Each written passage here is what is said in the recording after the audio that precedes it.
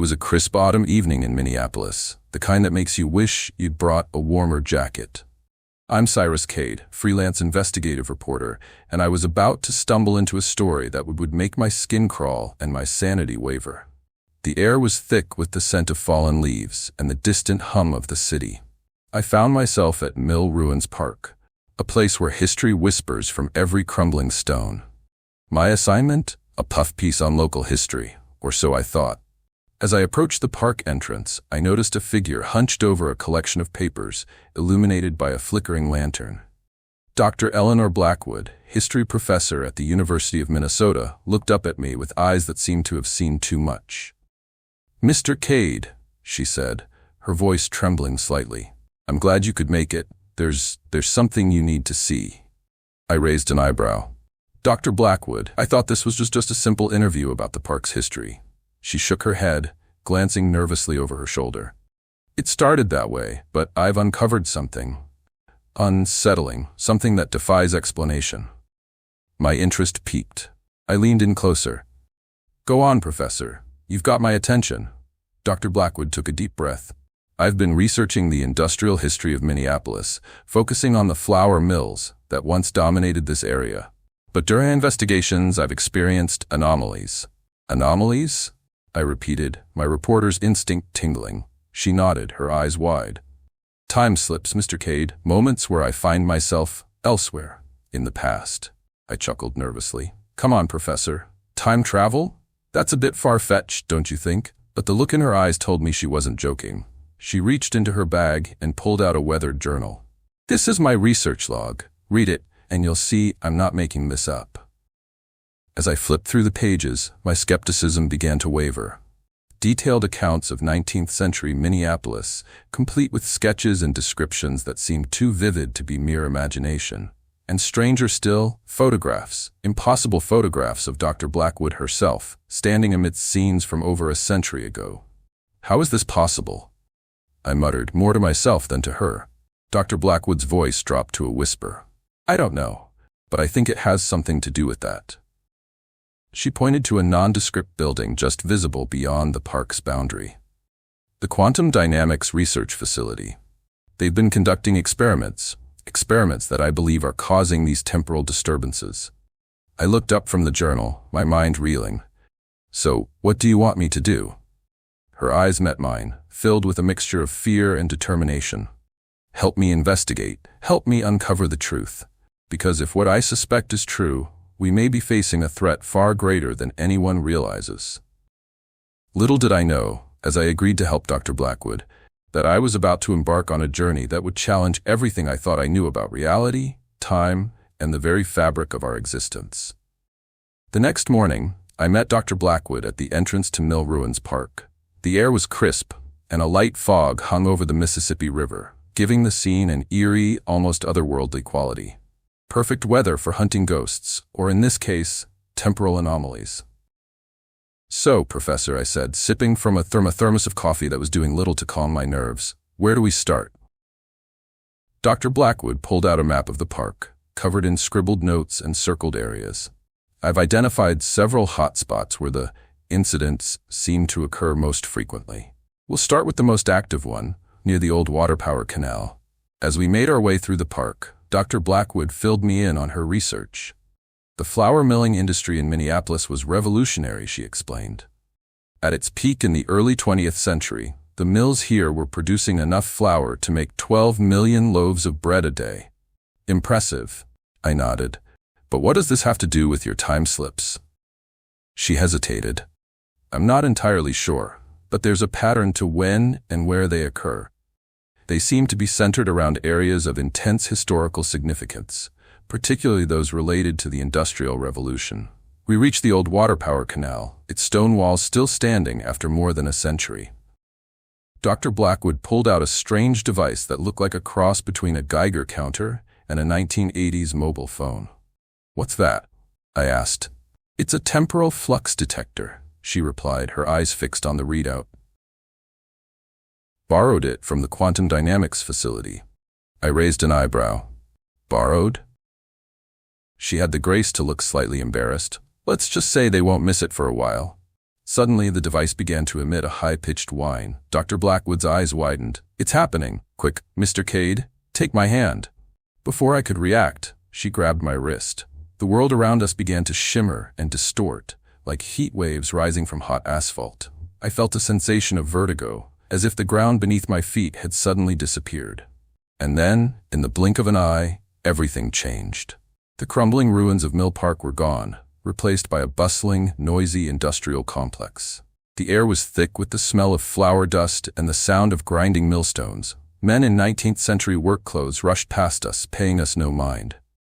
What just happened?" I gasped, my heart pounding in my chest. Dr. Blackwood's face was a mixture of excitement and fear. "We've done it, Mr. Kade. We've slipped through time. Welcome to Minneapolis, circa 1880. I stood there, mouth agape, trying to process what I was seeing. The sights, the sounds, the smells, it was all too real to be a hallucination. "How is this possible?" I whispered. "I told you," Dr. Blackwood said, her voice barely audible over the din of the mill. "The experiments at the quantum dynamics facility are causing temporal instabilities. Somehow, we've fallen through one of these cracks in time." As we cautiously made our way through the bustling mill, I couldn't shake the feeling of unreality. Workers pushed past us, carrying sacks of flour or operating massive machinery. The air was thick with flour dust, making it difficult to breathe. "We need to be careful," Dr. Blackwood warned. "We can't risk changing anything. The smallest alteration to the past could have catastrophic consequences for our present." I nodded, still too stunned to form coherent sentences. We made our way to a quieter corner of the mill, where Dr. Blackwood pulled out her temporal flux detector again. "According to this, the temporal disturbance should last for about an hour," she said, studying the readout. "After that, we should snap back to our own time." "An hour?" I finally found my voice. "What are we supposed to do for an hour in 1880? Dr. Blackwood's eyes gleamed with academic excitement. "Observe, Mr. Kade.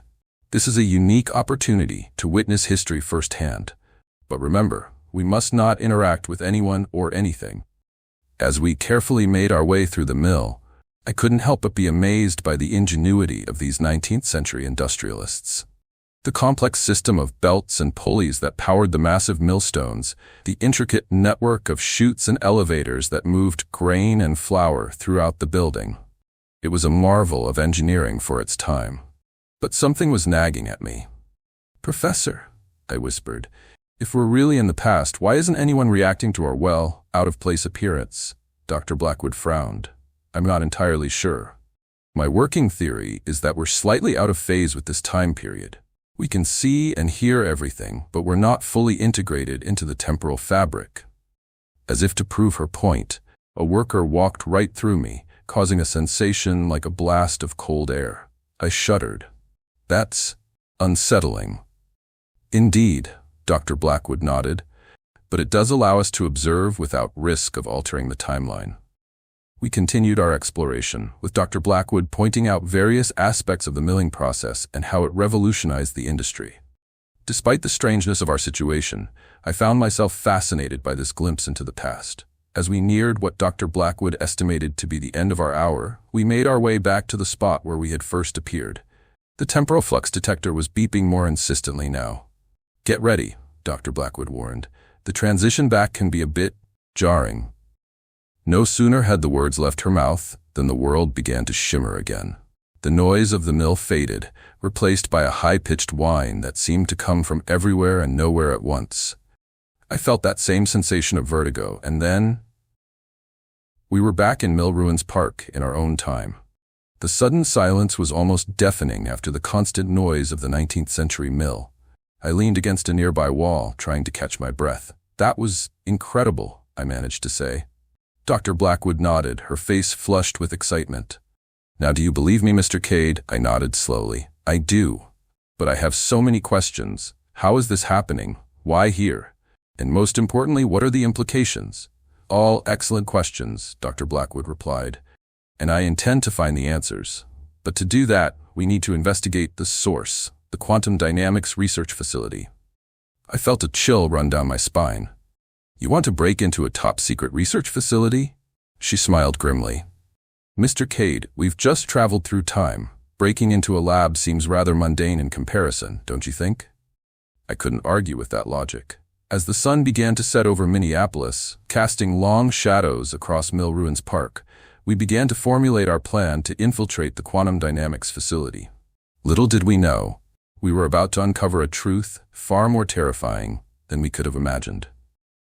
The quantum dynamics research facility loomed before us, a monolithic structure of glass and steel that seemed to absorb the light around it.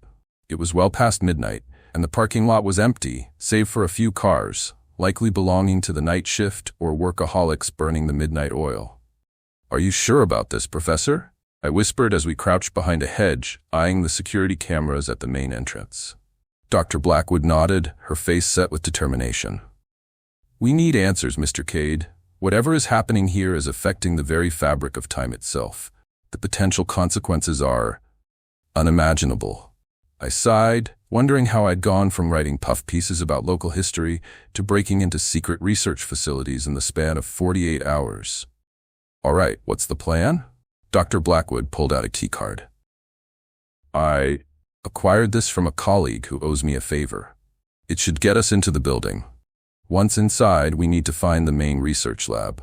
That's where we'll find the answers we're looking for." With a deep breath, we made our move. The keycard worked, granting us access to the facility with a soft beep and a click of the lock. The lobby was deserted, lit only by the dim glow of emergency exit signs. As we made our way deeper into the building, the hum of machinery grew louder. Following signs for the Temporal Physics Department, we soon found ourselves in a long corridor lined with laboratories. "This is it," Dr. Blackwood whispered, pointing to a door marked Project Kronos, authorized personnel only. Using the keycard again, we slipped inside. The lab was a maze of complex equipment, computer banks, and what looked like a large, circular platform in the center of the room. Holographic displays flickered with equations and diagrams that made my head spin just looking at them. Dr. Blackwood immediately went to work, her fingers flying over a keyboard as she accessed the project files. I kept watch at the door, my heart pounding in my chest. "Oh my God," I heard her gasp after a few minutes. "What is it?" I asked, moving to her side. Her face had gone pale. "They're not just studying temporal physics, they're actively trying to manipulate time itself. Project Kronos is an attempt to create controlled time corridors." I frowned. "Time corridors? You mean like what we experienced in the park?" She nodded grimly. "Yes, but on a much larger scale. They're trying to create stable pathways through time, ostensibly for research purposes, but the potential for abuse, it's staggering." As Dr. Blackwood continued to dig through the files, I explored the lab, careful not to touch anything. The circular platform caught my attention. It was about 20 feet in diameter, ringed with what looked like Tesla coils and covered in intricate circuitry. "Professor," I called softly, "what is this thing?" She looked up from the computer, her eyes widening. "That must be the temporal displacement device. It's the heart of Project Kronos." Suddenly, a loud alarm blared through the facility. Red warning lights began to flash, and I heard the sound of running footsteps in the hallway outside. "They know we're here," I hissed. "We need to go." But Dr. Blackwood wasn't listening. She was staring at the computer screen, her face a mask of horror. No, this can't be right. Professor, we don't have time for this." I grabbed her arm, trying to pull her away. She resisted, pointing at the screen. "Look. The time slips we've been experiencing, they're not just a side effect of their experiments. They're intentional." "What are you talking about?" "The quantum dynamics team. They're not just creating time corridors. They're destabilizing the temporal field around Minneapolis on purpose. They're trying to merge past and present." Before I could process this revelation, the door burst open. A team of security guards rushed in, weapons drawn. "Freeze! Hands where we can see them." In that moment, several things happened at once. Dr. Blackwood, in a move I never would have expected from an academic, lunged for the control panel of the temporal displacement device. One of the guards, startled by her sudden movement, fired his weapon. Time seemed to slow down. I saw the bullet leave the gun, saw it heading straight for Dr. Blackwood. Without thinking, I threw myself towards her, hoping to push her out of the way. As we collided, her hand slammed down on the control panel. The circular platform beneath us hummed to life, electricity arcing between the Tesla coils. The world around us began to shimmer and distort, just like it had in the park. The last thing I saw before reality dissolved around us was the look of utter shock on the faces of the security team. Then, everything went white. When the world came back into focus, I found myself lying on cold, damp ground. The air was thick with fog, and I could hear the distant sound of horse-drawn carriages and muffled voices. "Professor?" I called out, my voice hoarse. "Dr. Blackwood?" "I'm here, Mr. Kade," came her reply from somewhere to my left. As the fog began to clear, I saw her sitting up, looking dazed but unharmed. We were in what appeared to be a 19th century version of Mill Ruins Park. The mills were intact and operational, smoke billowing from their chimneys. People in period dress walked past us, seemingly oblivious to our presence. "What happened?" I asked, struggling to my feet. When are we?" Dr. Blackwood shook her head, her eyes wide with a mixture of fear and excitement. "I'm not sure. The temporal displacement device, it must have activated when I hit the control panel. We've been thrown back in time, but I don't know how far." As we took in our surroundings, trying to get our bearings, a horrifying realization began to dawn on me. "Professor," I said slowly, "if we're in the past, how do we get back?" The look on her face told me she didn't have an answer. We were stranded in time, with no way home, and no idea of the consequences our presence here might have on the future, our present. But our problems were about to get much, much worse. As we stood there, trying to process our situation, a commotion near the riverbank caught our attention. A crowd was gathering, their voices raised in alarm and confusion. "We should investigate," Dr. Blackwood said, already moving towards the crowd. "It might give us a clue about when we are." As we approached, I noticed something strange. The people weren't just gathered around something on the shore. They were backing away from the water itself. And then I saw why. The Mississippi River was changing. The water near the bank was shimmering and distorting, much like the air had done during our time slips. But this was on a much larger scale. "Professor," I whispered, "what's happening?"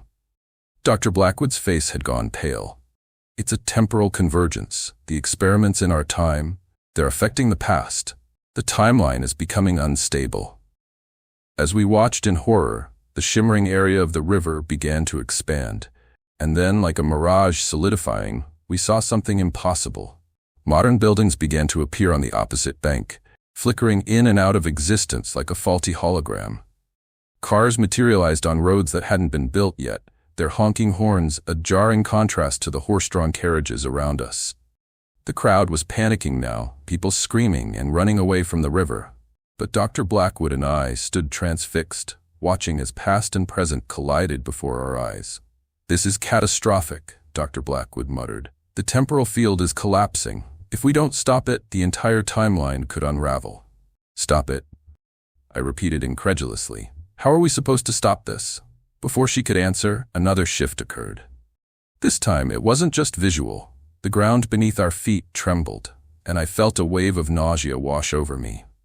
When I looked up, the world had changed again. We were still in the 19th century, but now there were elements of our own time scattered around like debris after a storm. A modern streetlight stood next to a gas lamp. A chunk of concrete sidewalk interrupted a cobblestone street.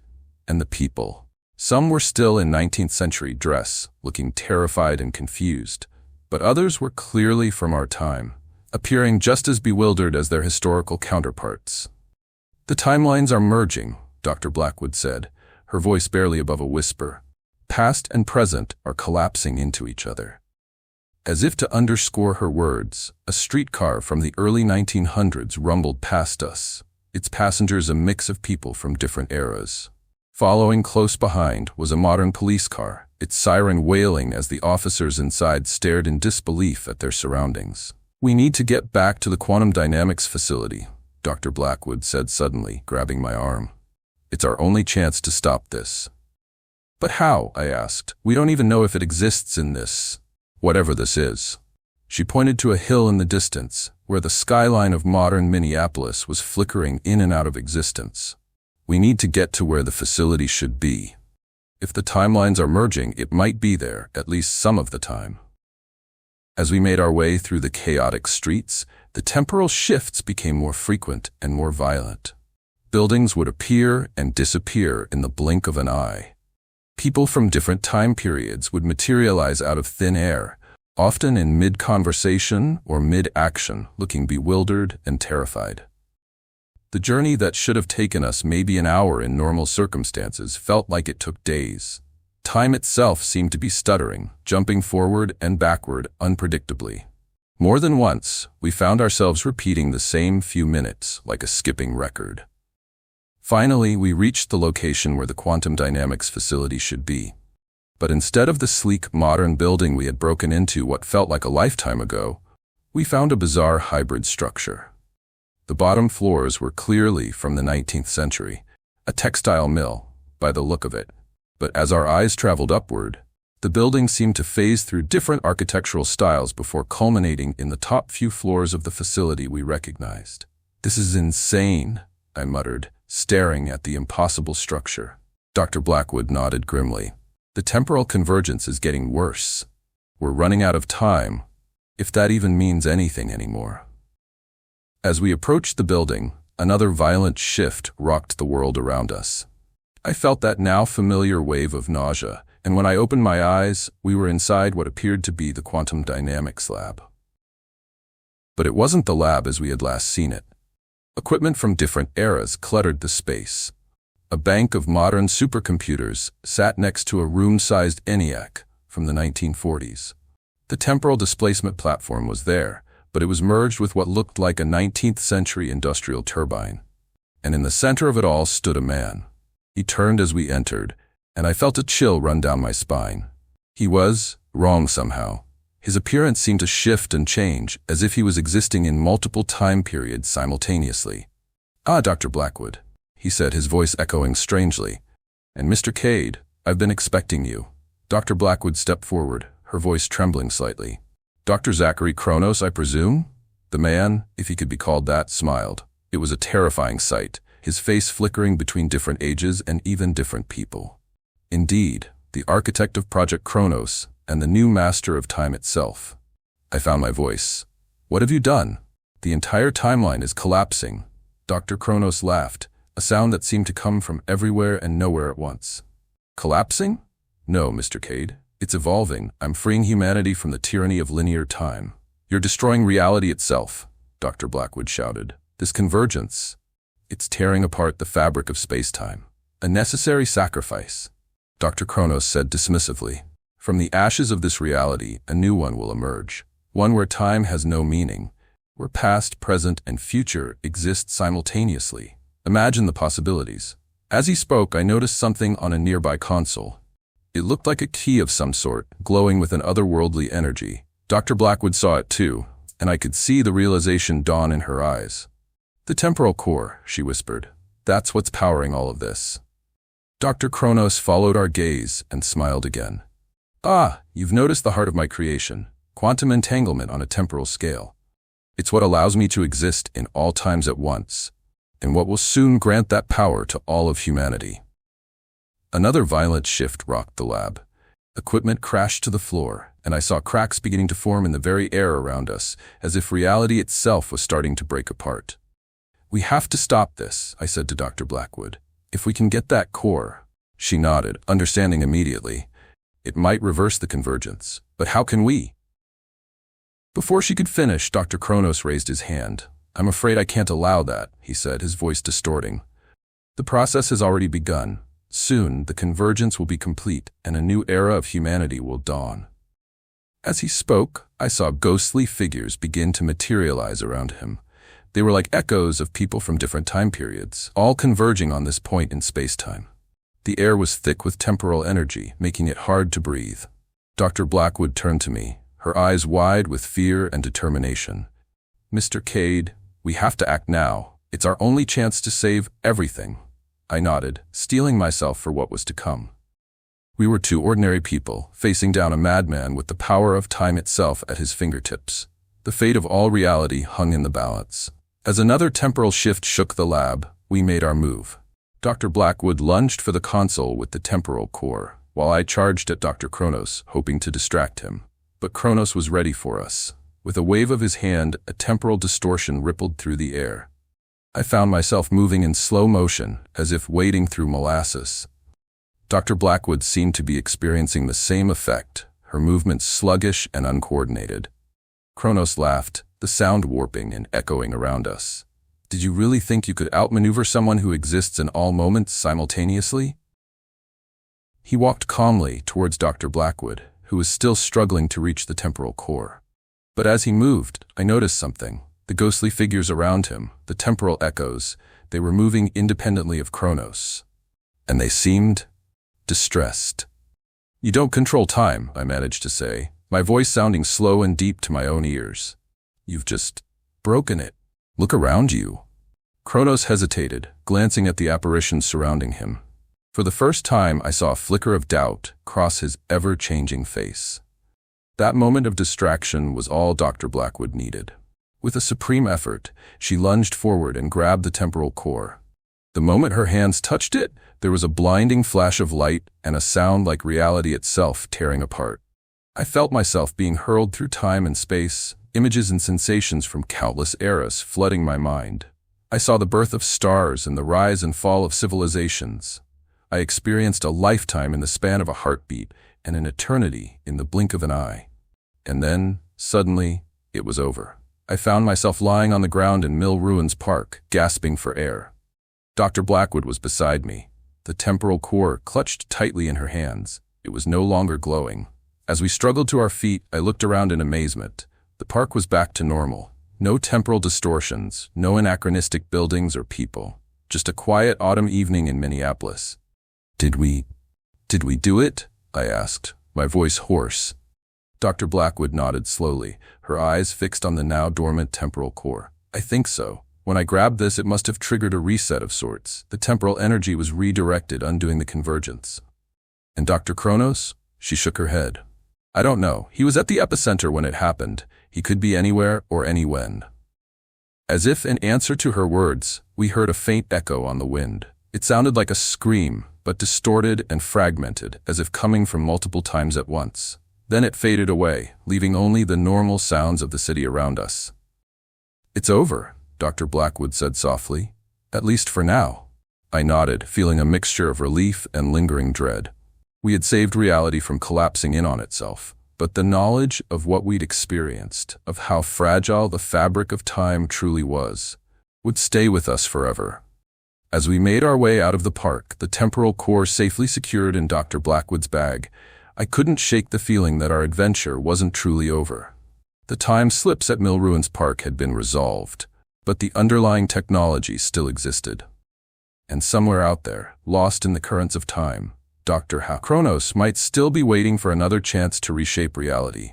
But for now, as the lights of Minneapolis twinkled in the gathering dusk, I was content to exist in this moment. After all, I had seen firsthand how precious and fragile each second could be. I, Cyrus Kade, had journeyed through time, faced the collapse of reality itself, and lived to tell the tale. And as Dr. Blackwood and I walked into the night, I knew that whatever temporal storms might lie ahead, we would face them together. Thanks for joining us in the shadows tonight.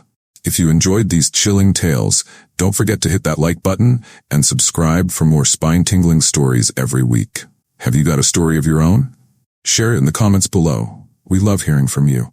And remember, the darkness holds many secrets. Are you brave enough to uncover them? Until next time, keep your lights on and your doors locked. Sweet nightmares.